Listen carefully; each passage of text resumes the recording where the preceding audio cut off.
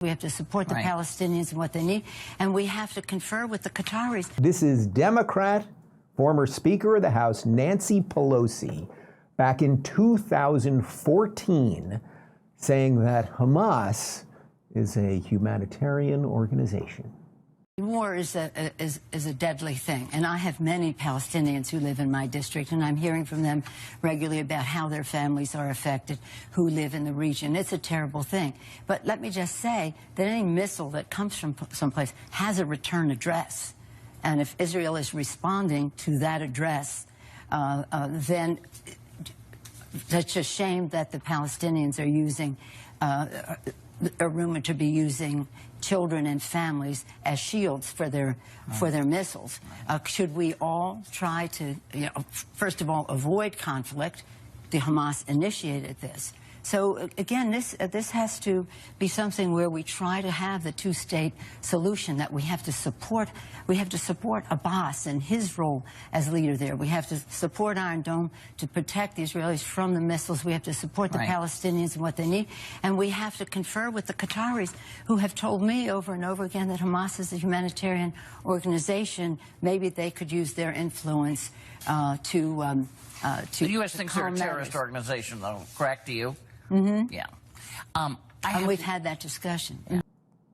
Guys, I thought this was the perfect clip to start with because we're seeing so many people, usually Democrats in mainstream media, New York Times, CNN, etc., definitely MSNBC, just repeat talking points. That line there at the end, well, she talked to the Qataris, and the Qataris said that Hamas was a humanitarian organization. Now remember, this is 9 years ago. I want to reference one other thing before you guys jump in. She also mentions Abbas. Now she's talking about Palestinian Authority President Mahmoud Abbas, who has not had elections in about 20 years or so. And she's saying we have to help him. Well, just this morning, literally just this morning, the Palestinian Authority released an official document that they're sending to all the mosques in the West Bank. And it calls actually for the direct incitement to murder of Jews, not just those pesky settlers or Israelis. And they quote the Quran in it. We're showing the image right now, right? So I can't read all the Arabic. I'm a little behind on my Arabic studies, but you're going to have to take my word for it, or you can check on Twitter for a full translation of the whole thing. James, let me start with you on this.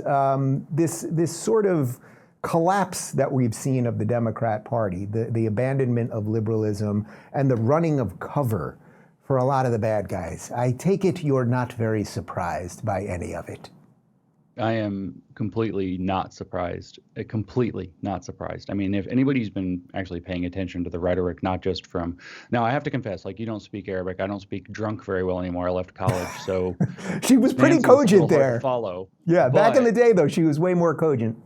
Yeah, so as it turns out, anybody who's been paying attention to what they've been saying, what they've been writing, could have seen the writing on the wall. For example, a lot of people realize that the Democrats and the left in general have been kind of enthralled to this character named Angela Davis, who is kind of a domestic terrorist here in the U.S., openly communist, this kind of stuff. And she said that she was radicalized first when she was at UCLA underneath, or UCSD, one or the other, underneath Herbert Marcuse, the most famous of the neo-Marxists. And then she said she was radicalized the second time when she went to Palestine.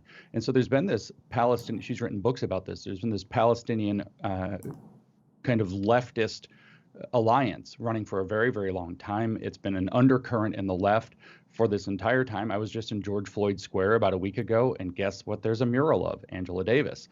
What a big surprise. This is the current of the left. And so if you studied Mao, as I've unfortunately had the displeasure of doing, Mao said that what he did in the 1940s was he used his formula, his famous formula of unity, criticism, unity, to first concentrate power in the Communist Party, and then use that concentrated power to overthrow China in 1949. And this is exactly what I think we've seen progress over the past maybe 15 years.